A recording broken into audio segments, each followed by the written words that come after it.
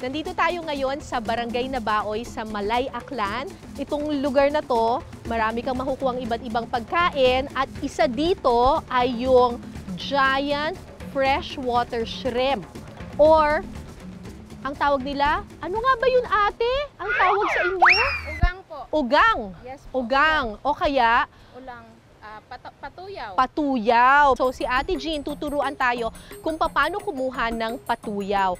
Ang sabi nila, ugang ang tawag nila dito. Pero I have a feeling, parang ito rin ay pareho ng ulang. Yung ulang sa Kapampangan, ito ba yung parang hipon na may malaking Yes po, may ulo? Tapos may mahabang Kagat po, sipit. dalawa. Yes. Oo, may mahabang sipit. Paano natin huhulihin yun, ate? Gagamit po tayo ng panghuli namin. Ito po yung tinatawag na taon. Taon. Bakit taon po bang ginawa ito? Hindi po. Bali ito po ay kawayan. Kawayan. Gawa sa hinabing kawayan ng trap nila na kung tawagin taon. Sa dulo ng taon, naglalagay sila ng inihaw na sapal o niyog bilang pain. Ay, papasok sa loob Yes, talaga? Teka. As in, ihuhulog sa loob? Opo. So, parang maze siya sa loob, oh. Yan, oh. Pag tinignan mo sa loob, papasok siya dyan, tapos parang may mga ngipin siya dun sa loob, tapos matatrap na siya, hindi na siya makakalabas. Yes po. Ganon. Galing naman ang gumawa nito. O, dali na natin, te. So, kahapon, naglagay na sila Ate Jean ng mga taon para panghuli dun sa mga patuyaw or mga ulang. Iha-harvest na lang natin ngayon.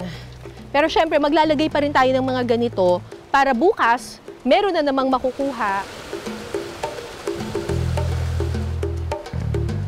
Ah, hindi sa lubong, sa tubig. Opo, kailangan po siya yung Okay. may agos. Babaon na po yung head. Ilalagay po natin ang bato para hindi po siya maagos. Okay. Tapos, Ganyan lang po. Bukas ng umaga, kukunin na siya. So, kailangan ilagay natin siya dun sa lugar na medyo mababaw lang, tapos kung saan umaagos yung tubig. Yung puwet niya, nandoon sa... So, hindi siya sa lubong sa agos. Okay.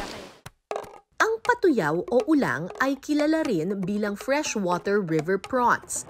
Maswerte ang mga residente malapit sa ilog ng Nabaoy dahil sagana raw ito sa mga patuyaw.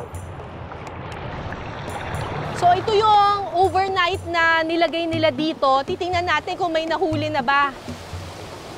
kunin muna natin ng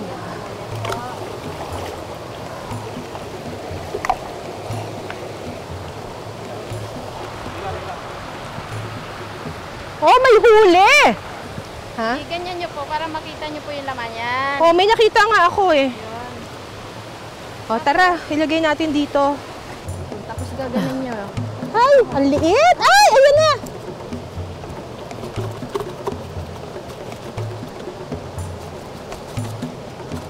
Ayan, yan, may lumalabas na.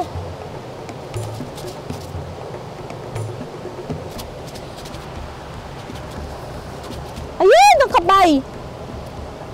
Baka masipit ka, ate. May isa pa.